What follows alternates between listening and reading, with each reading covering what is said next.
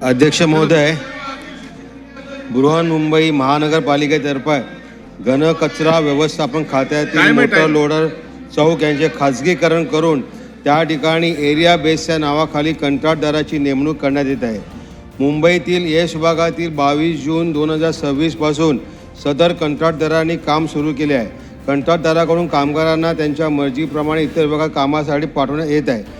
यश विभागातील हे कामगार गेले 20-25 वर्षापासून सदर विभागामध्ये काम करीत आहेत। यश विभागातील या मोठा लोड कामगारांना कोणतीही पूर्वसूचना न देता त्यांना कंत्राटदार व संबंधित अधिकाऱ्यांमार्फत त्यांची बदली करण्यात आलेली आहे।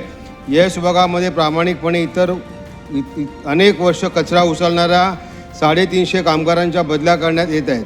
काही कामगारांना कामावरून कमी करण्यात आल्याने त्यांच्यावर बेरोजगारीची कुऱ्हाड कोसळली आहे। हे अन्यायकारक आहे। तसेच यापूर्वी कचरा गाडीवर 6 कामगार कार्यरत असताना कंत्राटदाराकडून केवळ 3 कामगारांची नियुक्ती करण्यात येत आहे।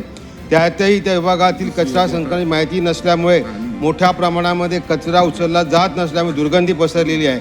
प्रशासनाच्या या मनमानी कारभाराविरुद्ध कामगारांनी 22 जून 2026 रोजी काम बंद करून आंदोलन सुरू केले आहे। सदर आंदोलनात कामगारांनी विविध मागण्या केल्या असून कामगारांची कंत्राटदारामार्फत इतरत्र करण्यात आलेली बदली तात्काळ रद्द करून यश विभागामध्ये त्यांना कायम करण्यात यावे।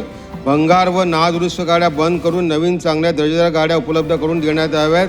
तसेच सेवानिवृत्त कर्मचाऱ्यांचे निलंबन प्रलंबित करावे।